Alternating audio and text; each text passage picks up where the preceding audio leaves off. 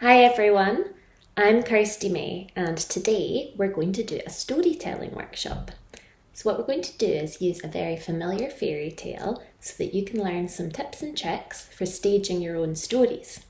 And I hope after we do this that you'll be able to either retell your favourite stories using these techniques, or maybe you'll devise brand new stories. Can you guess what we're going to do today? Little Red Riding Hood. Let's get started. We're often told stories through film, television and theatre in a way that requires big teams of people, lots of people behind the scenes, and maybe a lot of performers in the spotlight. But actually, we can tell stories in really simple ways. They've been told like that for hundreds of years. So today, let's look at some tools and techniques that we can use to tell stories from our homes right now. So one of the techniques that we're going to use today is called tableau or freeze frame. And for this, we're going to use our facial expressions and we're going to use our body and our physicality to create a character in a frozen image. Jump up on your feet and without using words, just using your body, create a frozen image of a clown.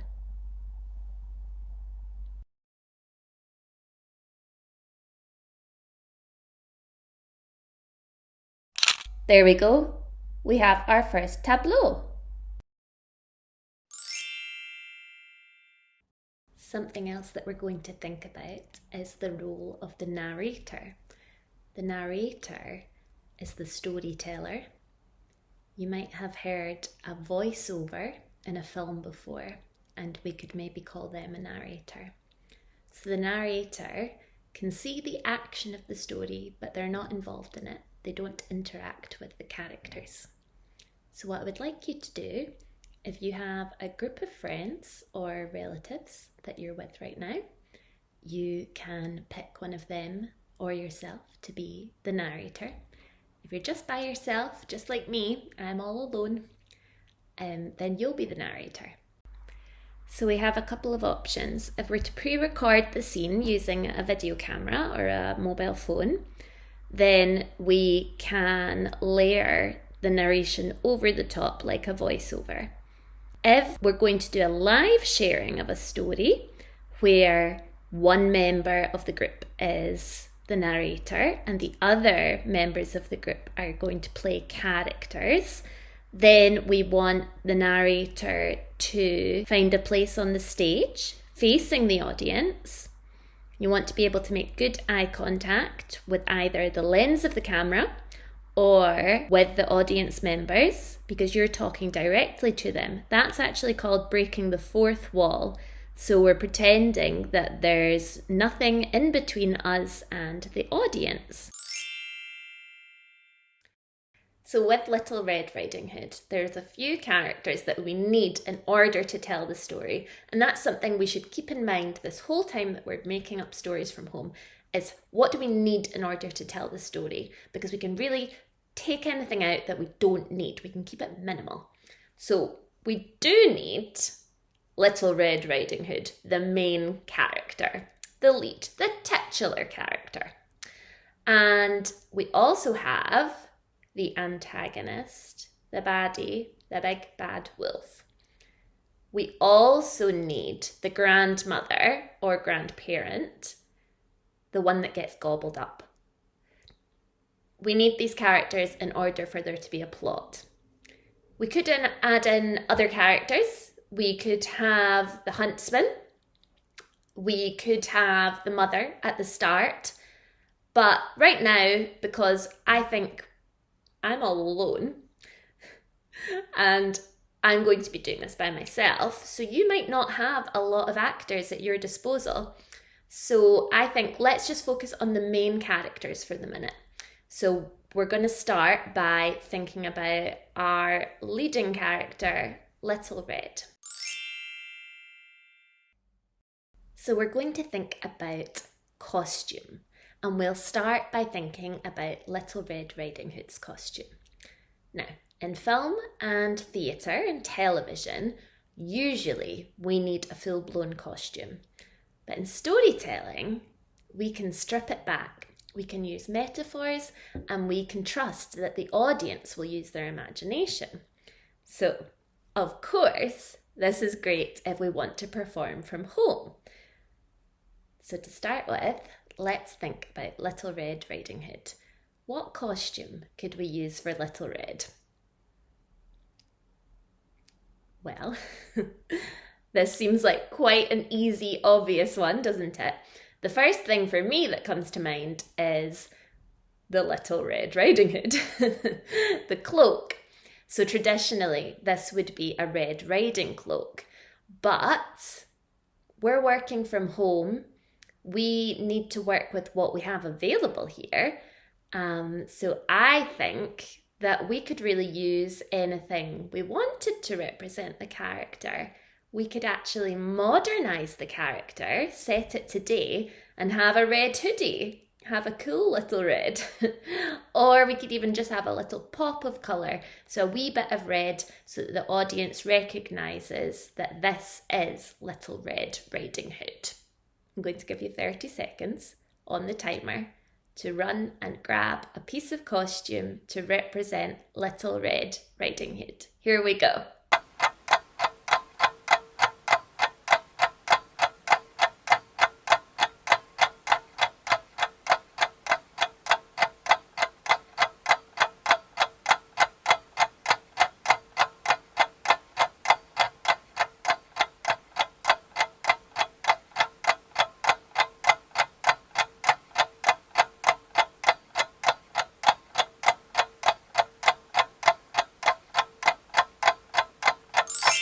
Well done, everyone. Again, just to remind you, it doesn't need to be the perfect piece of costume. It just needs to be something that reminds the audience which character it is we're looking at, so that they can follow the story.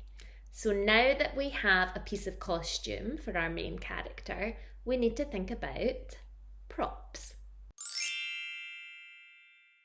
In film and television, we expect to see everything. If we have a scene set in the kitchen, we want to see the kitchen sink, we want to see the pots and pans, we want to see the dishwasher. But if we're honest, those things aren't the most interesting part of the scene. In storytelling, we focus on the essentials, the interesting, the beautiful.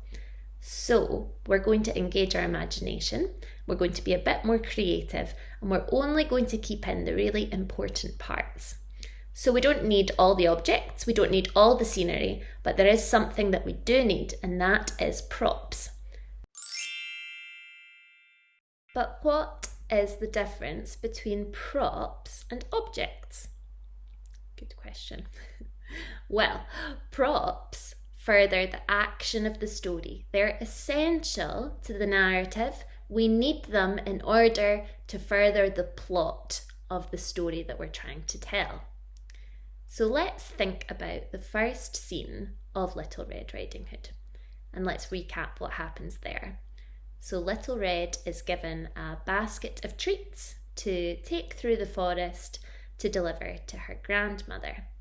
So without this basket of treats, we don't have a story, because there's no reason for her to visit her grandmother otherwise.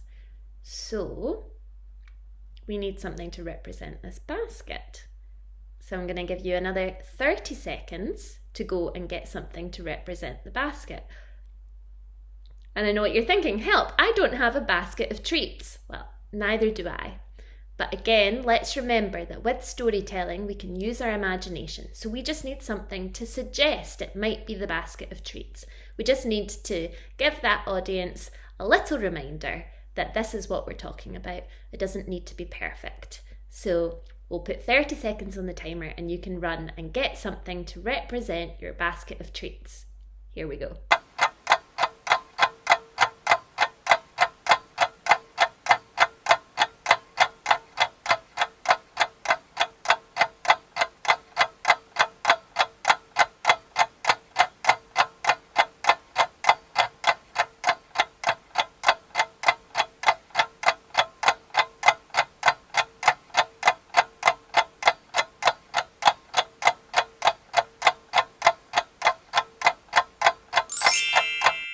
Okay, I've got this here, which is not a basket. This is in fact a pot. But the important thing is that it's very memorable, it's very noticeable, so that when Little Red uses this to carry the treats through the forest, the audience will be able to remember that this has the all-important treats inside.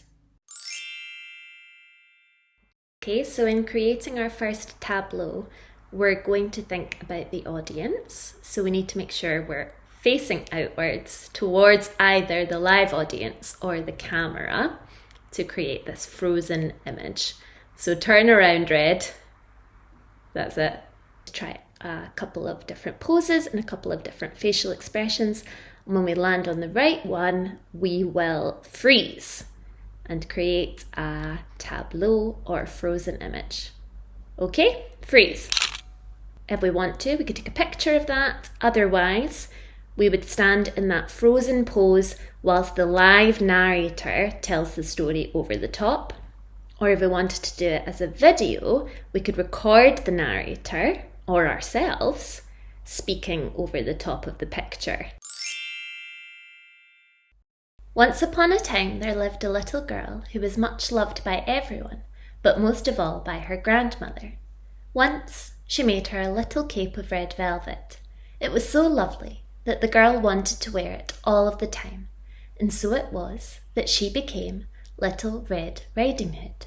One day, the girl's mother called for her.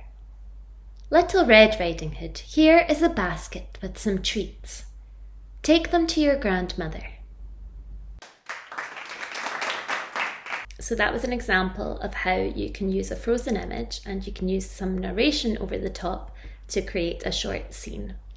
Let's move on to the next scene, and we're going to investigate the next character that we meet, which is the big bad wolf.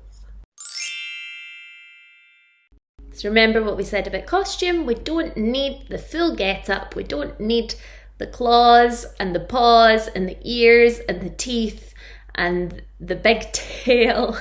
We actually just need something that tells the audience that this is the big bad wolf. So 30 seconds on the clock. Go, go, go.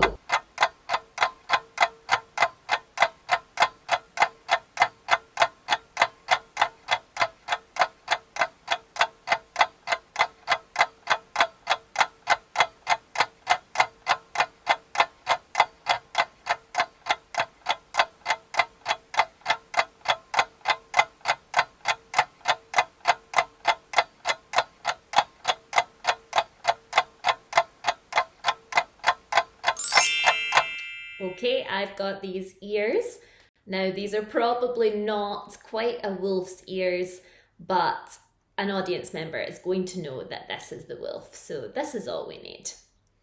Okay, everybody, let's get up on our feet and let's try out a few different ways of using our physicality, using our bodies to convey the character of the wolf to the audience. And this is something you can do for all your characters. So try out being big, small, heavy, light, scary, friendly. Try lots of different things until you land on the picture that you think would make the best frozen image for this chapter of the story. So this is the point where it's a wee bit easier if you have two actors and a narrator. Ideal world. We can have an actor adopting the pose of the wolf, and we can have the other actor in Little Red costume responding to that pose. So look carefully at what the wolf is doing and respond. If the wolf has a friendly expression, then maybe Little Red is just suspicious. If the wolf looks scary, then Little Red is probably scared and should probably have a scared response on their face. It's a wee bit trickier if you're doing this just yourself. So what you need to think about is the pose that you selected for the wolf and the photo and the image, the frozen image you picked, and keep that in mind when you create your pose for Little Red. So the one I've chosen is the wolf looking a little bit scary. So I'm going to have Little Red responding by looking quite frightened. So let's find the pose for Little Red, one that's suited to the wolf. If there's two of you, create the image together. If you're on your own, swap costume and do your response as Little Red. And now we're going to put a line of narration over the top. So if there's a third person there, they'll say this line as the narrator. Otherwise, we could put together the photo with the recorded voice over the top.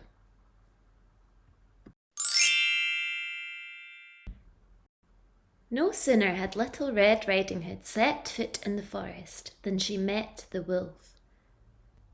Good day, Little Red Riding Hood. Good morning to you, Mr. Wolf. Where are you going so early, Little Red Riding Hood? To Grandmother's house. One final thing to think about is the use of voice. The voice is a very simple but amazingly effective tool in conveying character. So if you're the narrator, you might want to tell the story in quite a neutral voice, so you're not going to put too much emotion into it, but then when you are speaking a line that belongs to a certain character, you're really going to fill that with a lot of emotion, and you want it to be quite distinct, so quite obvious who the voice belongs to. Let's have a little look at the final scene, because that's a very emotional scene, and we can use that as an example of using voice in storytelling. So in the final part of the story, Little Red Riding Hood arrives at Grandma's house to find all is not what it seems. In fact, Grandma is looking a lot hairier than before. So if we use the same techniques as before to create a frozen image between Grandma in bed and Little Red discovering Grandma, we can now think about use of the voice. At the end of this story, Little Red Riding Hood sees the wolf in Grandmother's bed. Red Riding Hood says, "What big eyes you have," and the wolf replies, "The better to see you with." I would encourage you to try your own voices for these lines and have a little practice. So remember, the narrator's voice, who's telling us the story, should be quite neutral, not too emotional, whereas you want very distinct and different voices for Little Red and for the big bad wolf. So give that a little shot right now.